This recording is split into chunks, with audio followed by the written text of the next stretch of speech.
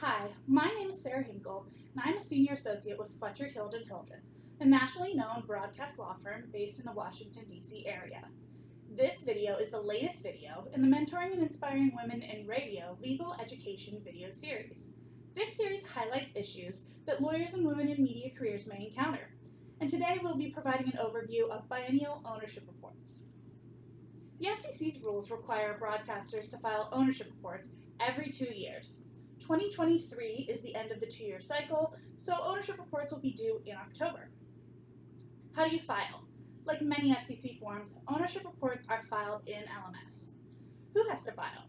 Both licensees and entities with an attributable interest in a licensee, in other words, parent companies, etc., must file ownership reports. The form allows an ownership chart to be submitted to clarify any complicated ownership structures. What do you have to report? Respondents must identify the stations in which they have an attributable interest. For licensees, that will be stations that they own directly. For parent companies, that will generally be stations that their subsidiaries own. If a licensee is also a parent company, 2 reports must be filed, one as the licensee and one as the parent. Respondents also must identify the contracts that apply to them as noted in Section 73.3613 of the FCC's rules. Those documents include, among other things, TBAs or time brokerage agreements, LMAs or local marketing agreements that the respondent is party to, network affiliation agreements, company formation documents, as well as company operating agreements. It's important to note, the form only asks you to identify these contracts.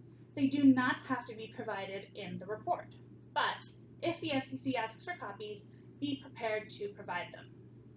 Next, the form requires respondents to report which individuals or entities have a direct ownership interest in them, including each officer, director, stockholder, non-insulated partner, or member, etc.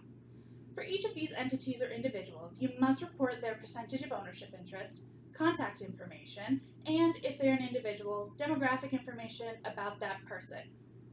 One last important thing to note. The information in the report is as of October in the year in which the report is filed. Accordingly, the report is a snapshot of the licensee as of October 1.